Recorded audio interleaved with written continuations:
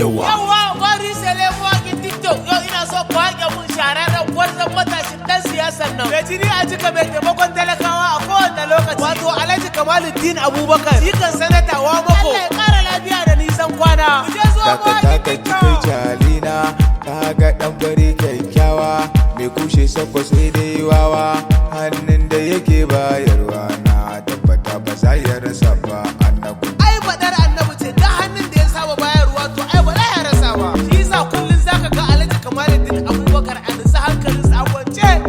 taka kai jalina shi yake ba da kyauta da gidaje idan ya baka kyautar mota ko ya baka kyautar mashin yayi ne saboda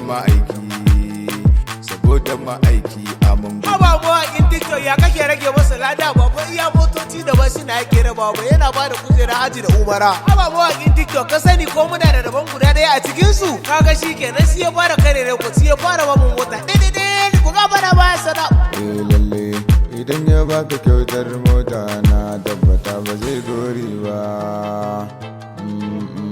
saboda ɗan gida ne babba wanda ya sani ne maka waka shine Imran ya wala namu na gode